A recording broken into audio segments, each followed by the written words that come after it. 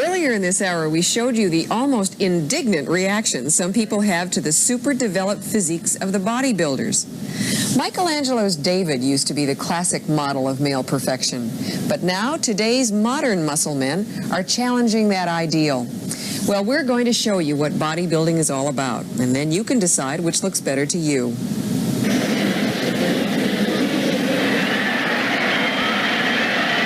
Oiled, shaved, and on display. The most perfect male bodies in the world. Maybe they don't suit your personal taste, but they are perfection itself by the standards of bodybuilding competition. The people who live inside these bodies work at all kinds of jobs.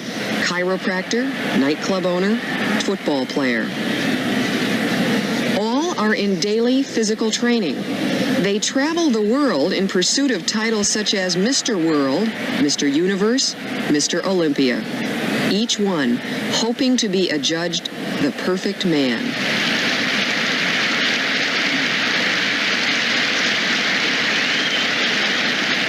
And here's the one the judges find most pleasing. Arnold Schwarzenegger of Santa Monica, California. Born 29 years ago in the Austrian Alps, son of a local police chief. He spent his boyhood at skiing, boxing, weightlifting, soccer. A lifetime athlete. His body has put him on the way to becoming a millionaire. I was born with an incredible willpower and an enormous positive attitude all my life. I mean, whatever I wanted, I knew I wanted for a reason, because whatever I started, I could see as a finished product. There was never one negative impulse in the last 15 years. Can you imagine you have a doubt that you maybe don't make it? Maybe I will never be a Mr. Universe. That destroys the whole thing. You got to have faith in your vision. Schwarzenegger's vision paid off in titles. 5 times Mr. Universe, 6 times Mr. Olympia. I stopped competing a year and a half ago, and there was no reason anymore for me to go on, because people couldn't remember anyway anymore how many world championships I won. Also, my ego was satisfied, and I felt, okay, I proved my point for the last 8 years, and there's nobody who can beat me. And there was nobody in the future who can beat me, so therefore I quit. For his performance in the movie Stay Hungry, Schwarzenegger received excellent reviews. He wants to be an actor now, but he operates a bodybuilding mail-order business, and he hopes to clean up the image his profession acquired in the pages of comic books. Charles Adler's courses were great in a way because it made people exercise. But the advertising campaign did a lot of harm to bodybuilding. It made people believe that men train with weights for the simple reason of impressing girls. It had pictures in there of the guy looking in a mirror and posing, which again gave it the narcissistic image, the image of bodybuilders being narcissistic. It also gave the image of bodybuilders train with weights only because they want to punch out people, and because guys who train with weights have an inferiority complex with their body, and therefore they pick up weights. Well, is none of that true? I mean, didn't you, when you were 15 years old, say to yourself, I can be the most perfect man in the world, and I can be strong, I can defend myself? Every kid has this thing that you go through. Although I was like a top soccer player, but I also went through this trip of that you wanted to be strong, you know, like you see those Hercules movies and you see all that and you get impressed by that. You can't wait for the time to be a man. So you think physically you have to, be a man. For now, you can't wait for that. And then, kids grow out of that and go on. I never grew out of it. I wanted to be, a strong man all the time.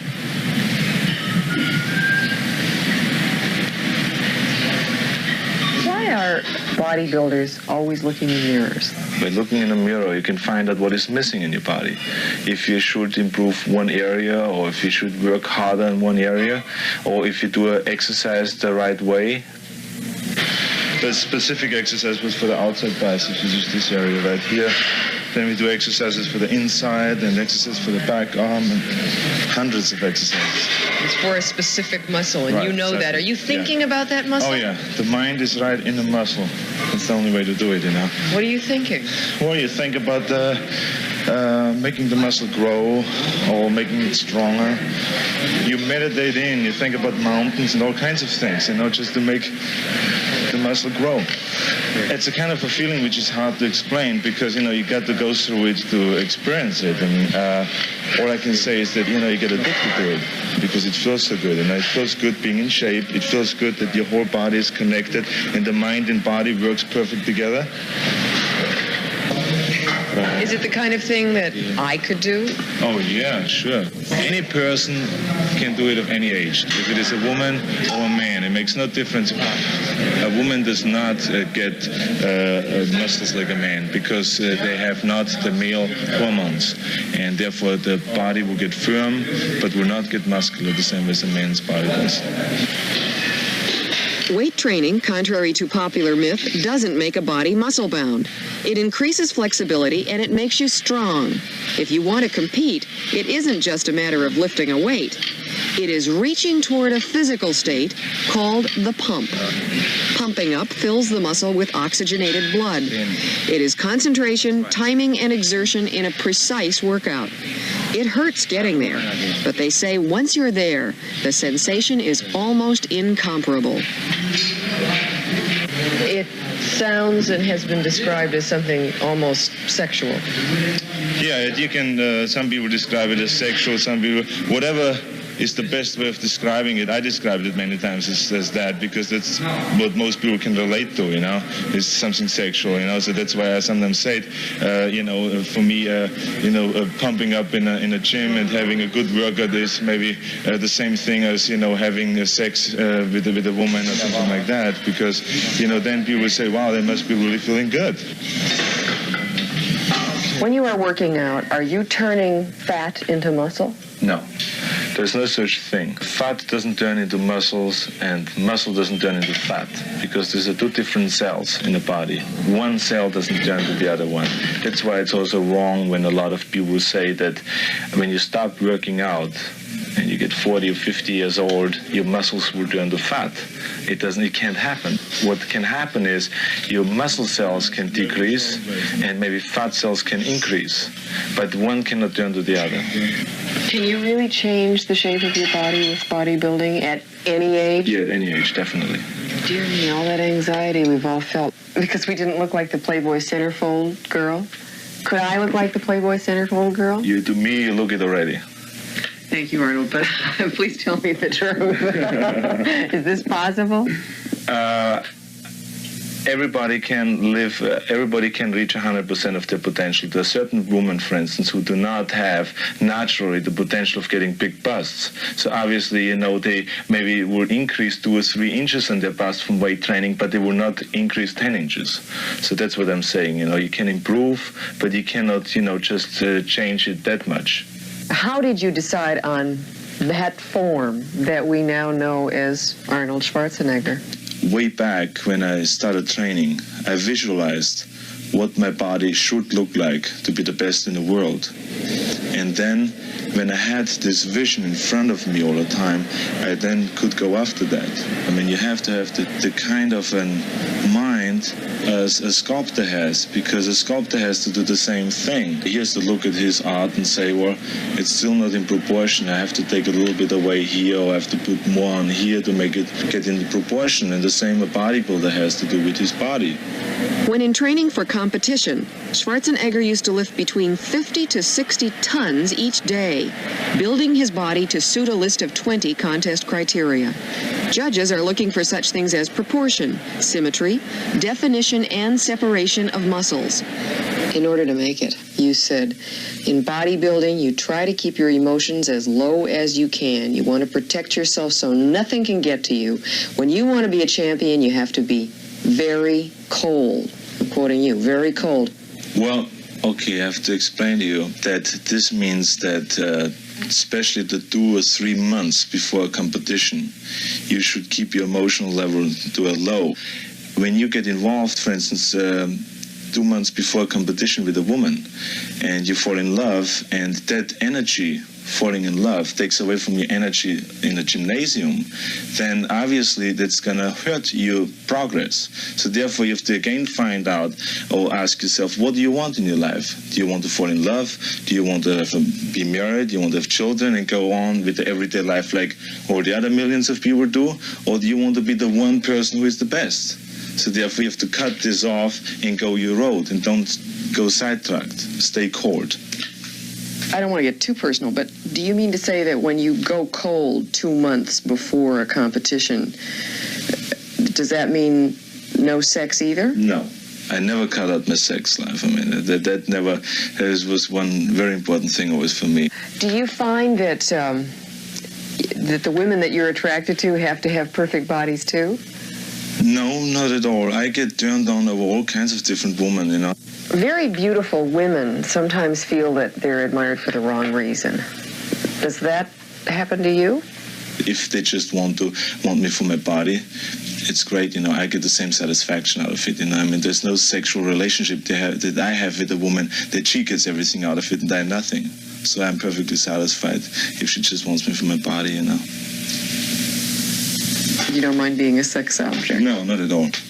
I don't feel like that at all. Has anybody ever asked you to do a porno film? Yeah, man. If I would get $1 for each time I was asked to do one, I would be multi-millionaire already by now. But you wouldn't do it? No, that's not the kind of films I want to get into now. Now you want to be the best actor, too? Yeah, I would like to be, you know, a good actor.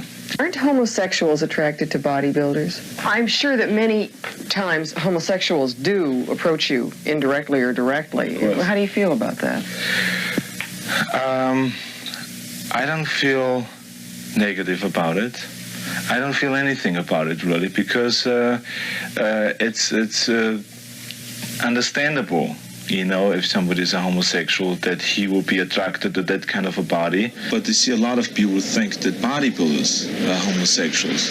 You know, just by a male dealing with his body, a lot of people think that means that you're a homosexual, at least a latent homosexual.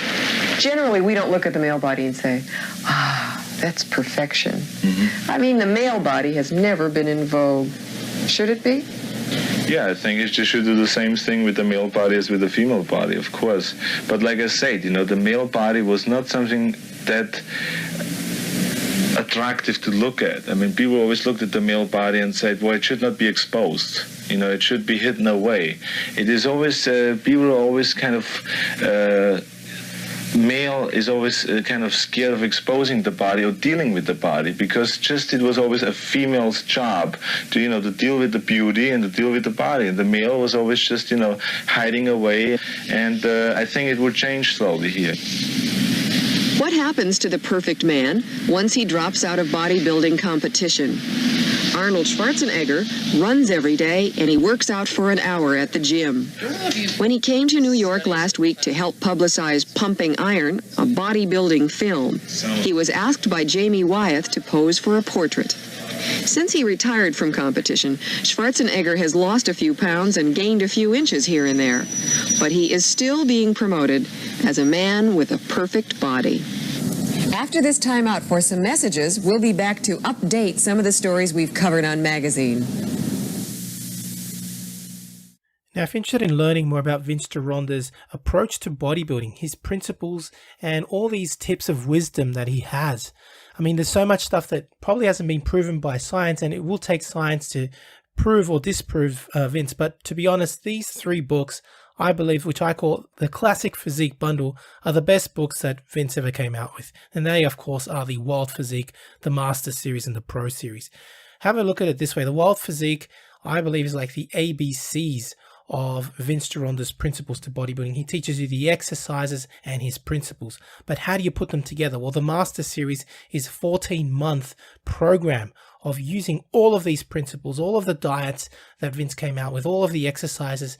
And believe me, it's a brilliant, brilliant program. Many people have used it. I know personally a lot of bodybuilders that have actually used it and made fantastic results with it. And of course, the Pro Series was a book that he came out with later on, specially targeted for getting into competition. It's just these 3 books, as I call it, the Classic Physique Bundle, Vince's best work, and available, of course, at www.goldenerabookworm.com. Now, the Pro Series of Bodybuilding, which was targeted for professional bodybuilders, contains 6 programs, each of which go for 2 months each. So it's a whole year, again, in preparation for competition. Online training is now available, including my new program, Novice to Classic, a program geared towards beginners and novices looking at developing a classic physique, as well as Classic Cut, geared at those who wish to lose weight and gain muscle fast. Details available at www.goldeneraBooking.com.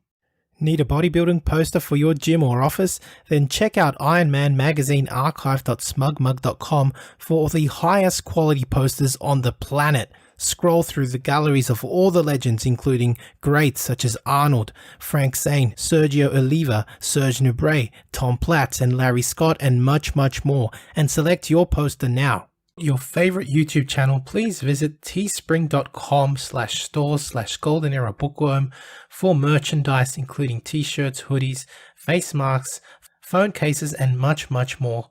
Once again at teespring.com/store/Golden Era Bookworm. Become a patron at www.patreon.com/Golden Era Bookworm for hard to find books, scans of rare photos, and articles on the golden era of bodybuilding. To take full advantage of my collaborations, use code GEB20 with NSPNutrition.com and VinceGironda.com, as well as code Bookworm12 at OSL.com for a discount at checkout. I don't think that Bill Phillips looked at it as, I want to compete against them.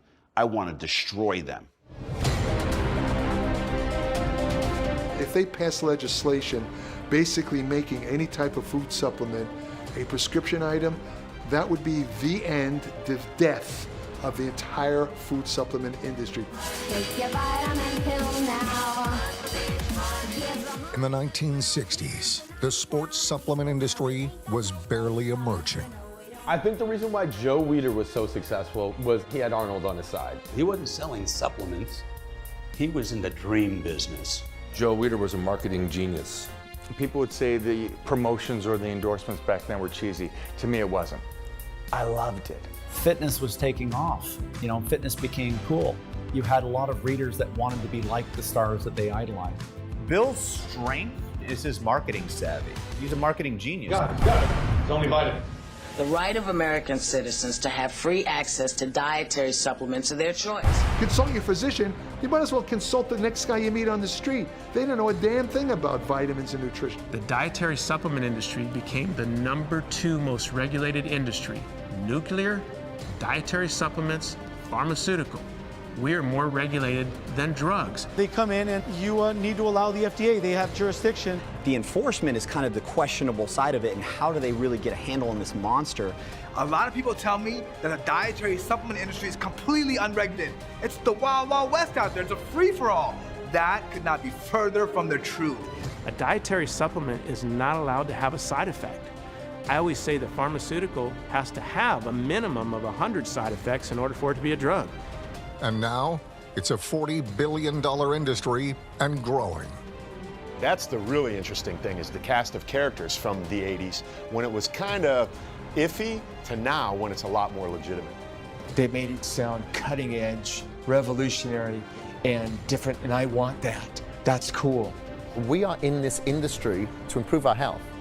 It's not just a vanity project here. We're working on our lifeline. We eat a certain way to improve our health. We train a certain way to improve our health. Supplements are just that. They supplement your work, your graft, your nutrition. They demonize dietary supplements, but they say all you need is real food. Well, what's a real food? They pump you up and get you hard, stronger, faster, bigger. Doc, I want to take this weight gain. I want to take this pre-workout. No way. That stuff, we don't know what's in that. It could be, no way. I'm not going to give you, it's going to kill the industry, bottom line. So I must have drank so much protein powder from age 15 to 18 that my head was going to explode. I believed in metrics so much that I would probably punch somebody in the face if they tried to take it away from me.